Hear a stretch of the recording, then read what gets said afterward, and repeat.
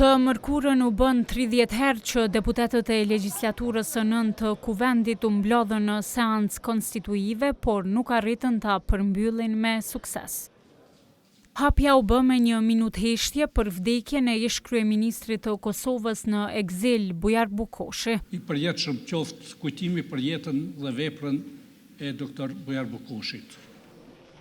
Për të 22-ën herë kryesuesi i seancës, Avni Dehari vazhdoi me rendin e ditës që e ka përcaktuar vet, me formimin e komisionit për votimin e fshehtë.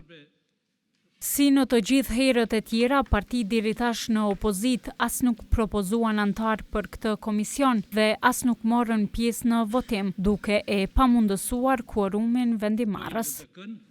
52 deputet kanë votuar për, kundër nuk ka asnjë, abstenim nuk ka asnjë, nuk kemi quorum, atëherë ndërpritet seanca dhe shihemi me 13 qershor në orën 11.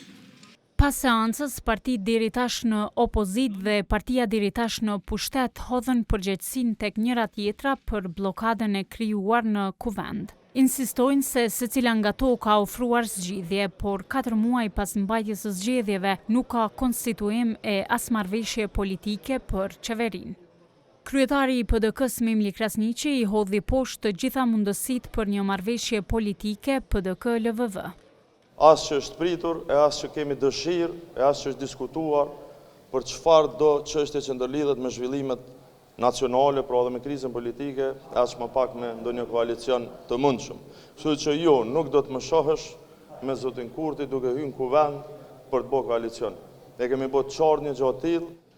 Në të njëjtën vijë qëndrimesh janë edhe vetëvendosja. Nuk ka apetit dhe nuk ka përkrahje brenda grupit parlamentar të lëvizjes vendosje për një koalicion me PDK. E LDK-ja që tashmë ka refuzuar çfarëdo lloj bashkëpunimi me LVV-n, insiston në qeverinë e tranzicionit, ide që të njëjtën thanë se do ta elaborojnë më gjatë. Për qeverinë gjithëpërfshirëse më lejoni t'ju them që nesër Lidhja Demokratike e Kosovës do të shpalos një plan prej 15 pikash ku do të elaboroj idenë dhe prioritetet që do t'i shihnim si pjesë e kësaj qeverie për një periudhë të caktuar. Në ditën kur janë bërë 30 seanca, disa deputet që në 22 të fundit kanë qenë vetëm prezent, por nuk kanë marrë pjesë me asnjë formë votime, kanë paralajmëruar si opsion bojkotimin e tyre, pavarësisht se këtë përgjegjësi e kanë marrë nga qytetarët dhe paguhen për të.